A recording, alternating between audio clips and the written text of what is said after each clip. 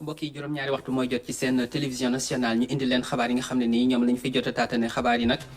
li ci gën a fes moo di lim bi nga xam ne nii moo di limu ñi am doomu tawat ji di Covid 19 ci suñu réew ñu toll ci ñaar fukk ak benn ci ñuy yees ñoo xam ne nii fukk ak juróom-ñeent yi ñoom daan nañ leen topp bàyyi leen xel ñaar ñi nag ñooy ñi nga xam ne nii xamuñu fan la ñu jëlee doomu tawat jooju loolu incha allah dinañ ci indi ay leeral ak mbooleem xabaar yi nga xam ne nii itam daanaka li wër àdduna bi la ak ñi nga xam ne itam noonu la tawat yi di Covid 19 wëre àdduna bi itam daj àdduna bi kàpp ak pexe yi nga xam ne itam ñi jël nañ ko ci ak taxawaay bi ñu ci jël ngir mën a jëflanteeg tawat jooju ci mbooleem barab yi nga xam ne nii itam mbooloo dafay daje. waaye li ñuy tàmbalee mooy xam nañ ne ñeenti fan ci weer wi di suñu feetu indépendance yeneen réew ak seeni kilifa dinañuy baaxoo di bind ay bataaxal di ndokkeel suñu réew di ndokkeel itam suñu juutu réew. ñu ko doon limee jamono yëpp ki nga xam ne nii moo di Pape François moom mi njiitu Kër Labbe itam te mu nekk ca fi nga xam ne nii moo doon Italie moom mi nga xam ne itam moo jiite église catholique bind na bataaxal ngir ndokkeel suñu réew ndokkeel itam suñu njiitu réew ci feet googu. ki nga xam ne nii itam moo doon Sa Majesté Hadji Hassan El Bolkiah doon itam sultan bu Brunei Darou Salam moom itam bind na bataaxal ngir ndokkeel njiitu réew mi ndokkeel itam suñu réew ci bis bi nga xam ne nii moo nekkoon suñu feetu indépendance. Son Excellence itam monsieur Denis Sassou Nguesso di président bu République démocratique bu Congo moom itam bind na bataaxalu ndokkeel keneen ku bind bataaxalu ndokkeel itam moo di ki jiite réew République islamique bu Mauritanie du Mohamed Ould Cheikh Al Ghazouani moom itam bind na bataaxal ngir ndokkeel ak sargal suñu réew ci bis boobee. Sa Majesté Hamad Ben Issa Al Khalifa itam di roi bu Bahreïn moom itam di buuru Bahreïn bind na bataaxal itam ngir ndokkeel suñu réew sargal ñu ci bis boobu. George Weah mi nga xam ne itam moo di njiitu réew Libéria itam def la nu ni mel ci bataaxal boo xam ne nii bataaxalu sargal la ak bokk ak suñu réew xew-xew bu mag boobu. gannaaw loolu ñi nga xam ne nii moo doon itam tawat ji wër àdduna bi kàpp ñu koy wax Covid 19. am na ñaar fukki nit ak benn ñoo xam ne bokk nañ ci lim bi ci ñi ci yokk ci suñu réew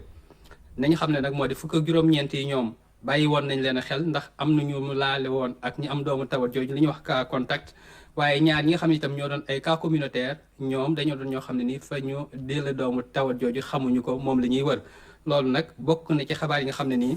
kii doon docteur Marie Khemesse Ngom Ndiaye nekk directrice générale bu santé indi na ko ci leeral yi ñuy faral di indi bët bu set ñu teewlu ko. maa ngi ñëw di leen di jottali lim bi nga xamante ne suñu dëkk Sénégal am na ko ci mbas mi ñuy wax Covid 19 ci bésu tey bi di fukki fan ak juróom benn ci weeru avril 2020 ministère de la santé et de l'action sociale jot na lim bi ma leen di bëgg a jottali si ñeenti téeméer ak fanweeri juróom test yi nga xamante ne def nañu ko ñaar fukk ak benn dellu si nañ am doomu jàngoro ji ci yooyu fukk ak juróom-ñeent cas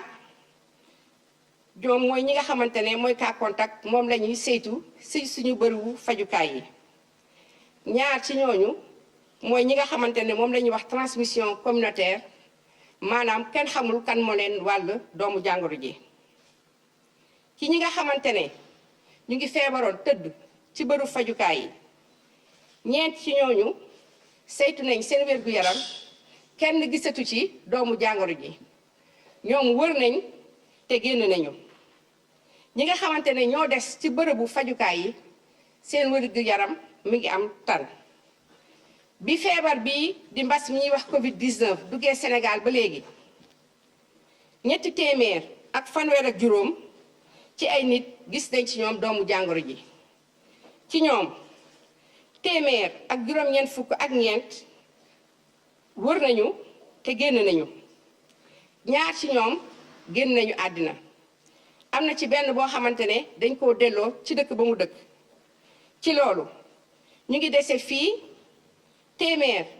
ak fanweer ak juróom-ñett ñi nga xam ne ñu ngi leen di faj ba léegi ci bërëbu fajukaay yi ministère de la santé et de l'action sociale mu ngi ñaax askan wi ñu gën a déglu di farlu ci li nga xamante ne moom la ñuy wax ne bu ñu ko defee feebar bi dina leen sori te du leen dal ci loolu ñu ngi fàttaliwaat ne am na farata lool ñuy gën di raxas loxo yi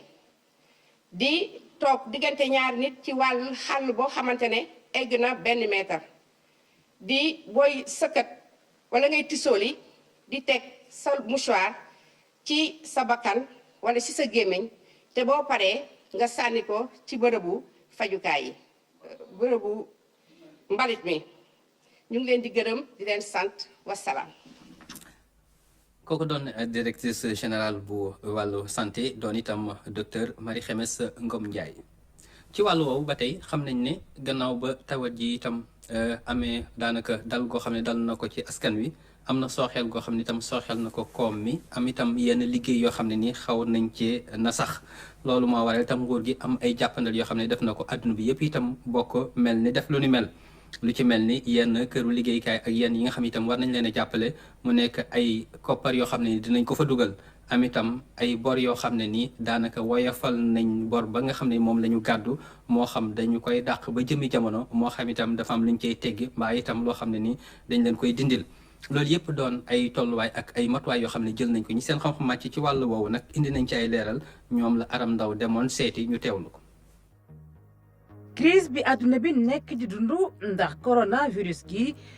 FMI am na nu mu ko tuddee muy grand confinement di wane rek ne réew yëpp a tëju askan yi fatu koom gi daal di sooxe FMI di xamle ne crise bi moo nar a yées yi fi jot a jaar 2009 ba léegi ci noonu la kuréel gu mag gi daal di génnee nu mu gën a gaawee koppar al ko ñeneen ñi mu daal di leen di baal yenn ci seeni bor. Sénégal nag ci la jotee koppar gu toll ci $200 milliards ak juróom-benn fukk ak juróom-benn bokkul nag si ñi nga xam ne FMI ñoom daal dina leen baal yenn ciy bor Cécile Sankak mi nga xam ne moom moo fi toogal FMI di ñu xamal rek ne Sénégal moo ëpp doole réew yooyu nga xam ne ñoo bokk ci liste bi mu teg si ne suñ réew daanaka sax lim amel FMI dafa bëriwul mu ne matul $7 milliards. Sankak ba tey di ñuy xamal ne dogal bu bees bi nga xam ne waa G20 jël na ko boobu nag Sénégal mi ngi ci biir ñuy fàttali ne ci àllarba gi la waa G20 daal di rek ajandi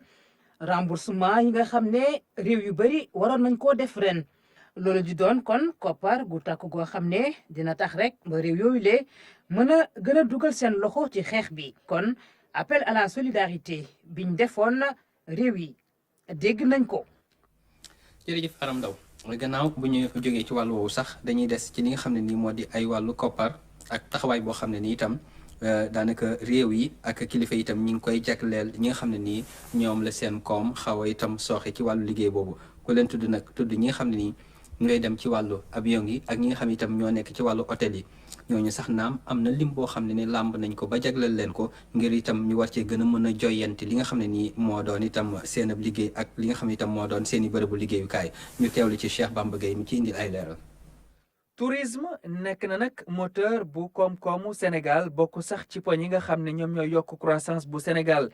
loolu moo waral nag président Macky Sall def ko poñ bu am solo ci plan Sénégal émergent plan de résilience bi ñu taxawal nag ngir xeex li nga xam ne moom moo di Covid bi dikk na nag ak njariñ lu am solo toll ci 77 milliards ñu séddale ko nii 45 milliards pour Air Sénégal 15 milliards ay crédit hôtelier bu ñu bëggee lépp ci enveloppe boo xam ne mosul weesu ñetti milliards 12 milliards pour fay hôtel yi nga xam ne ñoom lañu réquisitionné ak 5 milliards jagleel ko nag entreprise ak agence yi nekk ci wàllu transport aérien. tey dama dajale secteur touristique ci seen njiit le président Racine Sy ak ñoom Mamadou Sow ak mbootaay yi yëngatu yëpp ci wàllu tourisme ci wàllu agence de voyage ci wàllu transport touristique mais aussi initiative syndicat d'initiative yi pour wax leen dogal ya nga xam ne moom la njiitu réew mi jël ci wàllu googu ngeen gis ne crédit hôtelier daanaka mosul weesu ñetti milliards président de la République jël lu mat fukk ak juróomi milliards dogal ko ci crédit hôtelier ci jamono ji nga xam ne mooy jamono crise Covid 19. muy loo xam ne lu am solo la ndax dina xettali entreprise yi ci jamono ji nga xam ne lañ toll te ñu am ay jafe-jafe yoo xam ne crise bee ko indi waaye aussi na leen mën a may ñu préparé wu pour mën a jàkkaarloo ak avenir bi ndax incha allah bu ñu weesoo crise bi ak jàmm entreprise aussi nañ taxaw pour commencer def nañ naan def dem ci marché sous-régional marché international marché local pour que secteur touristique te bu nga xam ne dafa am solo bu mag a mag ci économie Sénégal mu mën a jouer rôle am. ñii di syndicat patronal te Mamadou Racine Sy jiite leen ñoom nag rafetlu li ni mel. li ñu jëkk rafetlu moo di taxawaayu ministre Alioune Sarr bi nga xam ni moom le président dénk transport aérien ak tourisme ñun bu ñuy wax kenn du ñu sexal sukkar waaye nag ñu ngi rafetlu taxawaayam ndaxte saa yu ñu ko soxlaa mu di guddi du bëccëg ministre bi mi ngi ñu déglu di ñu recevoir di ñu nemmeeku vendredi bii rek lu ñu ko wax ni que dañ ko bëgg gis pour waxtaan ak moom ci saa si lundi c'était férié mardi mu ne ñu ñëw leen 10 heures maa ngi leen di xaar ñu xool naka lu ñu dégg ma échanger xalaat pour di nga xam ne loolu moo suqali réew mi Sénégal nag loolu la soxla parce que secteur privé moo di li nga xam ni loolu ñu wooyee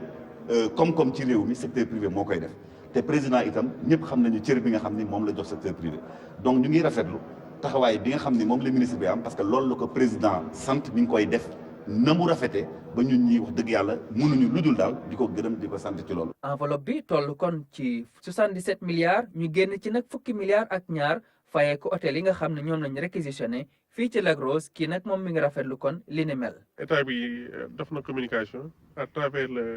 notre ministre de tutelle comme que bon dañu leen dimbale bon surtout ñi nga xam ne ñoo jot ñi nga xam ne bon dañu nekk en quarantaine état bi nee nañ bon dañuy dimbale aussi waaw en même temps ak charge yi bon comme par exemple les impôts tout ce qui est aux impôts dañ koy jël fii ba mois de juillet donc ça aussi c'est une nouvelle bu baax la daal. Air Sénégal di fleuron bu flotte aérienne kon bu suñu réewum Sénégal jox nañ ko nag 45 milliards enveloppe boobu nag dina taxawal gën a dooleel compagnie bi rawatina liggéeykat yi ci nekk. xam ngeen ni que Air Sénégal defoon nañ ci xaalis bu bëri et waruñu ko bàyyi muy naka saay xaalis boobu yëpp war nañu continuer di ko protéger pour que bu ñu jógee ci biir incha allah mu gën a mën a mag mu gën a mën a jouer rôle bi muy jouer ci tourisme ak ci transport aérien président aussi mesure bi mu jël dana permettre yenn agence yi nga xamee ni ci mbirum aéroport dañuy fonctionner ñu mën a continuer di fonctionner yu mel ni ANACIM yu mel ni ASPT ñooñu président jagal na leen 5 milliards yi nga xamee ni daf leen di accompagner maintenant am na ay entreprises yi nga xam ne ay privé lañu boo xoolee ci aéroport bi am na ñu bëri am na ñu nekk ci àndëgën bi am na ñu nekk ci yenn agence yi jaay ay billets ci aéroport bi am na ñi nga xam ñooy def publicité ci aéroport bi am na ñi nga xam ñooy gérer parking aéroport bi maanaam am na ay bànqaas yu bëri ci biir aéroport nga xam ne ni ay junni nit dañ ciy liggéey ci yooyu entreprise ñooñu nag président jël na benn fonds wu 200 milliards bi nga xamee ni dafa leen di permettre ci lu gaaw ñu mën a dem banque ba ngeen xaalis ci ay taux yi nga xam ni taux yu faible la. direction réglementation touristique di def liggéey bu am solo maanaam fonds de crédit bi nga xam ne jagleel nañ ko kon lii di hôtel yi dinañ ko def mu nekk fonds bu inclusif waaye tamit dina am segg ba ñi nga xam ne ñoom ñoo nekk ci secteur hôtelier ñoom ñëpp mën ci am. ki nga xam ne mooy monsieur le ministre dafa teg fii benn unité d'élite maanaam kuréel goo xam ne moom day tax rek procédure yooyu pour mën a jot ci fonds yooyu gën a gaaw. donc nga xam ne vraiment dinañ mën a laaj financement ñi nga xam ne ñooy waa crédit hôtelier bi ñu mën cee jot ci anam yu mu gën a gaawe ci anam yu mu gën a oyofe waaye nag comme ni ma koy waxee day fekk mu nekk ñoo xam ne dañu dëppoo ak li nga xam ne mooy réglementation touristique maanaam ñu am këyit yi nga xam ne moom la ñuy laaj acteurs yi mais aussi vraiment ñu nekk ñoo xam ne tam andi nañ loo xam ne dina tax ñu jàpp ne ñii kat bu ñu leen joxee dinañ fay. mu di nag kon mbir mu am solo moo xam ni kon président Macky Sall def na ko taxawal li nga xam ne moom moo di plan de résilience bi tourisme nag ñu jox ko ci doole ba tax na enveloppe bu 77 milliards kon jagleel nañ ko ngir mu mën a kon dem ca kanam boole ko transport aérien. jërëjëf Cheikh Bamba Gueye ci diwaan bi nga xam ne doon diwaanu Tambacounda ñaari fan ci weeru avril ci la ñu am ki nga xam ne nii moo fay am doom lañ jàpp ne ki fa njëkk a am doomu jàngoro ji ci lañ ko ca nimmiku foofee ca Tambacounda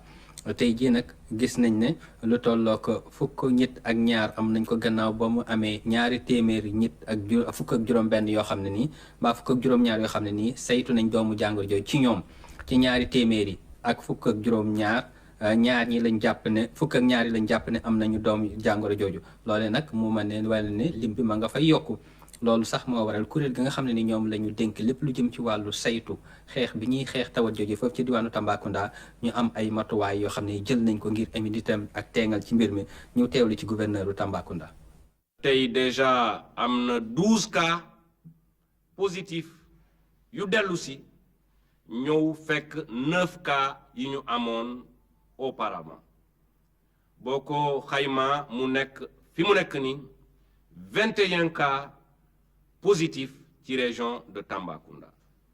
mais précisément ci Goudiri parce que foofu mooy épicentre ñun suñu maladie bi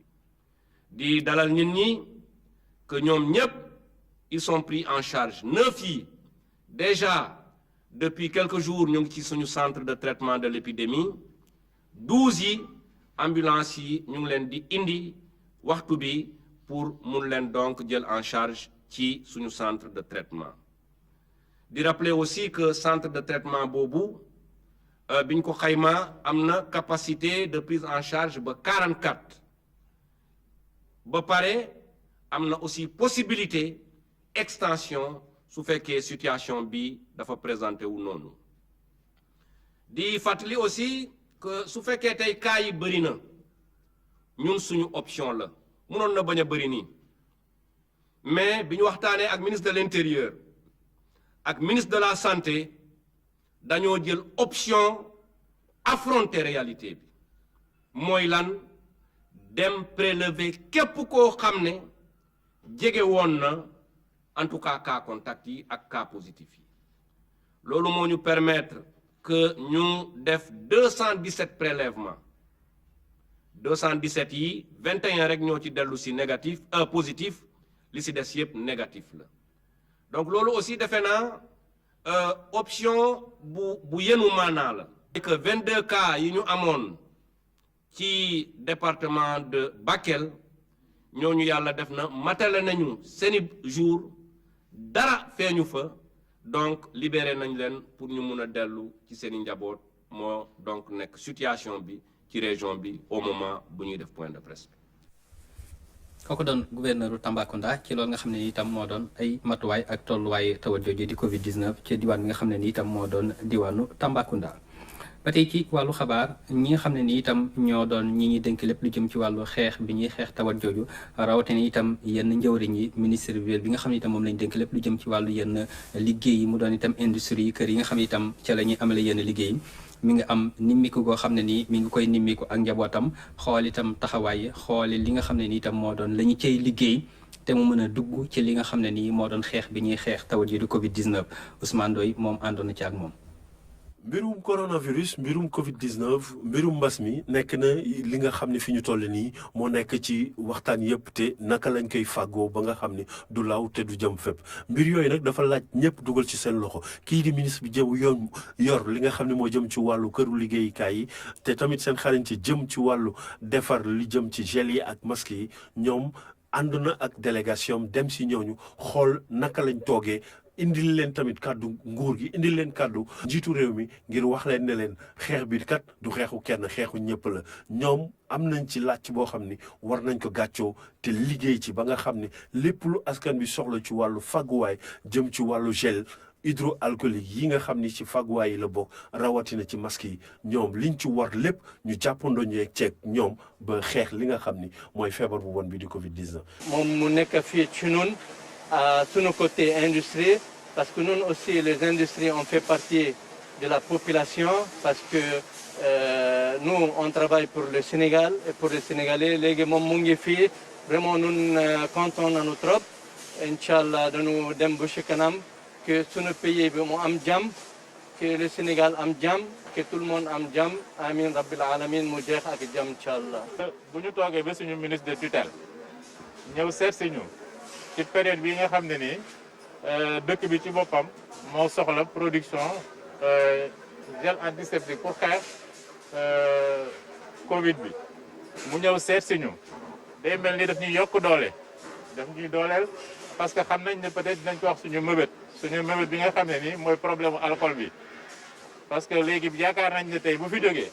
xëy na peut-être dinañ am alcool bu doy pour mën a produire li population bi soxla parce que ñun pare nañ bu ñu la nee mën nañ produire 15 tonnes fi mu ne nii te amuñu alcool xam nga ne ko am alcool war nga mën a dem ba 30 te population bi tey loolu la soxla parce que tey fierté la aussi pour que Sénégal am ay usines yoo xam ne ni tey am nañ moyen pour lutter contre le Covid-19 parce que bu ñu demee tey ba ay pays yu mel ni États-Unis di bëgg di passer commande fii pour am gel alcoolique kooku fierté Sénégal la te barke démb sama directeur général Ali Moukader nee na ma ñu ngi koy woo de France des États-Unis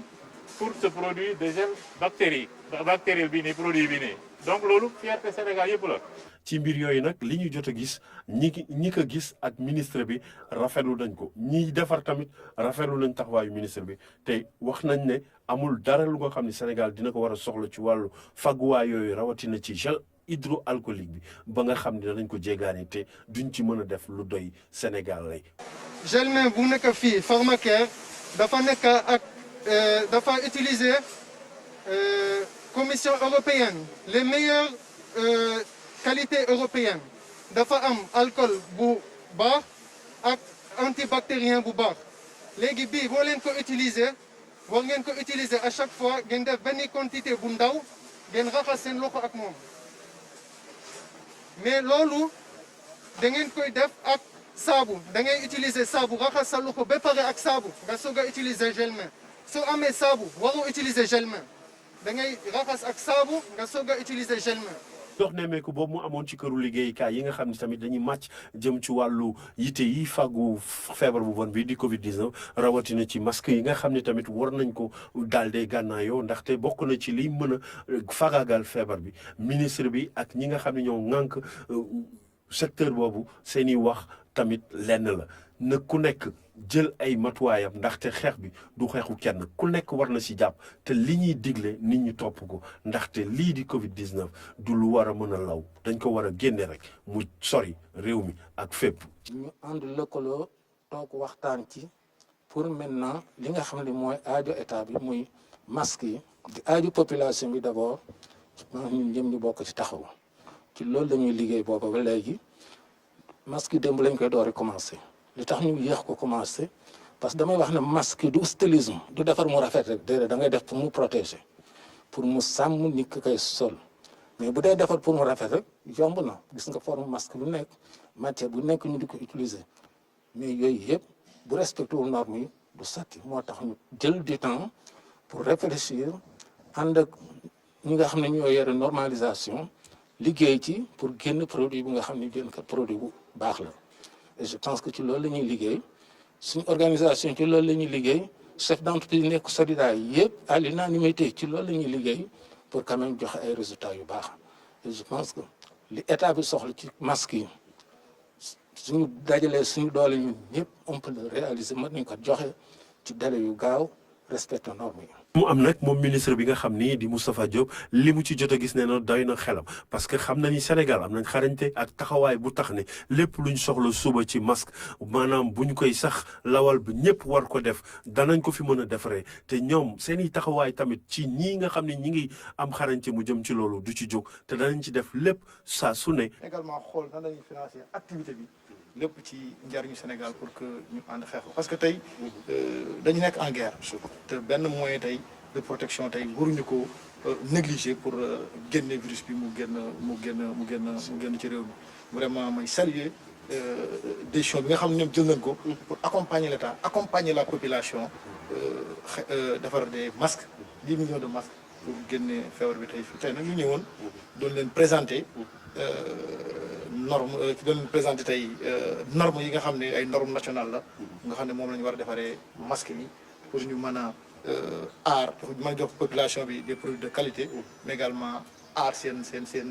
wér-gu-yaram ñu leen di wax ne daal tey ñëwoon nañ aussi pour wax pour témoigner leen soutien wu président de la République ak gouvernement wax ne président pare na pour jàppale leen pour ngeen comment def production à l'échelle industrielle. lii xeex bi kii nga xam ne njiitu réew mi jël na ko taxawal ko woo ci ñëpp ñoom tamit li jëm ci wàllu liggéeyu masque yeeg gel yi lañ ci war a def nañ ci dugal seen loxo ba Sénégalais bu nekk leneen lay ñàkk de waaye du fàgguwaay yi jëm ci masque barrière yi ñuy wax ak tamit gel bi nga xam ni moom nga war a fàggu ngir rey doomu jàngoro bi fu mu mënti nekk sa loxo wala ak foo ko mënti diw ba mu fagaagal ko te coronavirus li ci ëpp solo ci xeex bi mooy ku nekk lañ ko digal boo ko defee fa mu nekk dana mën a sori te du fi lawati. Ousmane Ndoye dañu indil ay leeral ci ay jumtukaay yoo xam ne itam ay kilifa jël nañ ko ngir mën a fegu ci tawat jooju xam nañ ne itam gannaaw tawat ji am na matuwaay yoo xam ne nii kilifa yi jël nañ ko ci wàllu dem bi ak dikk bi ak yenn waxtu yoo xam ne nii itam dootuñu am sañ-sañu génn ko ku nekk day war a mën a fatu ak barab yoo xam ne nii itam doo ko mën a jéggi loolu nag mu am daanaka ay yeneen nag luñ ca teg leneen lañ ca teg mooy am na nag yoon woo xam ne ni xàll nañ ko ñu koy wax ay autorisation spéciale yoo xam ne ni ay këyit yu la itam ndawul buur di jox ngir nga mën a dem ak dikk mbaa itam nga mën a doxi yenn itte yi loolee nag dafa am ci lu mu tënku ak noo xam ne itam noonee lañ ko organisé gouverneur u Ndakaaru di Alassane Sall indi na ci ay leeral ci micro Ndahaba. laissez-passer yi am na lu ñuy wax laissez-passer permanent ak lu ñuy wax laissez-passer temporaire laissez-passer temporaire dañ koy limité ci temps bi mën na doon benn fan ñaari fan parce que nécessité la xëy na ka koy demander pour mu déplacer wu parce que ci arrêté bi nga xam ni mooy mettre en application quelques aspects du couvre-feu de l'état d'urgence dañ ci génne ouverture bi nga xam ni am na ñi nga xam ni seen liggéey tax na ba ñooñu mënuñu leen a wax toog leen muy par exemple ñuy liggéey ci wàllu santé muy ñuy liggéeyee ci ko lu mel ni magistrat yi ñu mel ni également gouverneur ak préfet yi ñu mel ni et cetera donc catégorie nit la ñu nga xam ni seen liggéey tax na ba ñooñu mënuñoo toog yenn heures yi mënuñoo toog place il faut ñuy bouger ñu may leen ko ñun itam am na ñu nga xam ni xëy na par rapport ak réew mi fi mu toll pour des raisons professionnelles il ala kulli xaal wala pour des raisons yi nga xam ne économiques il faut que ñu may leen ñu bouger mais ñooñu bu ñu leen koy may ala kulli xaal il faut ñu am autorisation bi autorisation yi nag gouverneur préfet ak ministre de l'intérieur ñoo koy délivrer léegi bëri ci fan yi ñu génn am na beneen arrêté bu ñëw pour réorganiser délivrance autorisation yi léegi gouverneur ak préfet mën nañ délivrer ñaari type d'autorisation spéciale mooy pour des raisons de santé nit ki dafa feebar am rendez-vous nga may ko autorisation mu dem ci rendez-vous parce que question de santé la wala mu jógee rendez-vous xëy na ñu génne ko hôpital mu war a ñibbi këram nga defal ko autorisation mu dem benn boobu la beneen bi mooy nit ki génn àdduna ay waa këram ñëw bëgg ko suuli beneen dëkk da nga leen defal transfert reste mortel waaye comme ñoom benn oto bu koy accompagner nga defal ko autorisation spéciale mu ñu dem yóbbu seen corps enterré dellu si waat bu dee fa ñu seen dëkk la ñu toog fa. am na autorisation nga xam ni c'est pour des raisons d'ordre professionnel xam nga mënoo wax ni ñi ngi état d'urgence wala couvre-feu Senelec du ñu liggéey wala ONAS bu ñu def intervention wala Sen'Eau bi yor ndox bi du ñu liggéey parce que yooyu bu taxawee bu catastrophe la wala télécommunication yi wala usine xëy na li muy liggéey ay dund la donc ñooñu ala kulli xaal il faut ñu continuer liggéey wala port bi il faut mu dox et cetera léegi ñooñu ki leen mën a defaral autorisation léegi mooy ministre de l'intérieur. ba tey ci wàllu xabaar ñi nga xam ne ñoo doon waa Tëngéej am na liggéey boo xam ne ni waa Promoville bi maanaam kuréel goo xam ne dafa banqaasa ci nguur gi te itam di am liggéey taaral yoo xam ne da koy def ci yenn dëkk yi ak xool la nga xam ne nii moom la ñu tuumranke rafle ko ci yenn jumtukaay yu mënte ñàkk ñu mën leen ko jàppandal day ñoom am na liggéey boo xam ne ñoo ngi koy def ngir itam xayal yoon wa ak itam am fa ay liggéey yoo xam ne nii ëllëg ak jàmm bu tawee li nga xam ne nii moo doon ndox mi war a mën a am fu muy wal di dem ba itam leneen loo xam ne nii gàllankoor du ci mën a am loole nag kilifa gi jiite Promoville demoon na nimmiku ji ko ñu teewli ci Hamidou Diop. panneau bi ngeen di gis wanewul ab déviation waaye dafay fàttali nu ñuy xeexee coronavirus si jamono ji nag chantier yi nga xam ne programme Promoville moo koy joxe fépp foo dem rek di nga fa gis naka la ñuy moytandikoo feebar bi fii nag ci axe boulangerie Ibrahima Ndaw ca Tëngéej coordonnatrice Promoville ànd ak délégation ñëw saytu naka la ñuy liggéeyee mu rafetlu bu baax jéego yi nga xam ne tey jii teg nañ ko. travaux yi ñuy continuer mais est-ce que entreprise yi jël nañ disposition yi pour que ñiy liggéey ci biir chantier yi ñu mun leen jox ay masques jox leen ay jumtuwaay yi nga xam ne dina permettre ñu protéger wu contre maladie boobu. donc noté nañ que am na disposition yu entreprise bi def donc financement bi commencé nañ ci lot bi mu concerné Rufisque ak Bargny. ci Rufisque ñu war a réaliser ay tronçons yu nekk ci biir Rufisque Est mais également ay tronçons yu nekk biir Bargny mais lu gën a am importance ci lot bi mooy boulevard Maurice Guèye bi nga xam ne dañ ko war a élargir maanaam ñu def ko ñaari yoon ba pare defar contre allées yi gën koo taaral. bañ tàmbalee ba tey am na ay matuwaay yu ñu jëloon mais dañ koo gën a yokk lu mel na que par exemple solum masque bi ndax bu njëkk daan nañu sol ay masque waane tar gi nu mu gënee tar nii dañ ko yokk ngir feebar gi boole ci ba pare ba feebar bi ñëwee dañoo mujj wàññi waxtu liggéey bi itam ndax mesure yu président bi jël waxtu xëy beeg wàcc bi du mën a nekk nuñ ko daan defee. liggéey yi ngeen di gis nag banque bi ñu woy banque islamique de développement moo ci dugal kopparam fii nag ci axe Médinatoul Mounawara jëm ca lotissement Finkoon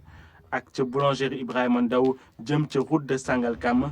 liggéey bi mu ngi dox nu mu waree te entreprise bi ko yor dafa sàmmoon teg li nga xam ne Promoville daf ko santoon maanaam jël ci xale yi nga xam ne ñoo dëkk ci gox yi. boo xoolee fii laaj nañ xool nañ également entreprise ci recrutement yi dañu privilégié ñu jël ay nit ñoo xamante ni dañoo dëkk ci gox bi parce que loolu paramètre la boo xam ne ñun à chaque fois bu ñu liggéey ak entreprise yi dañuy waxtaan ak ñoom pour ñu jël ñi dëkk ci gox bi ñoo xam ne ñoom dañ ko approprié wu ñoo xam ne seen bopp lañ koy defaral. axe bi mooy axe Finkoon foofu kii bi pare na terrassement bi chaussée bi pare na ñu ngi posé pavé yi donc boobu tamit nous sommes à 90% de réalisation éclairage moo des globalement sur l'ensemble de si axe yi ñi am yëpp.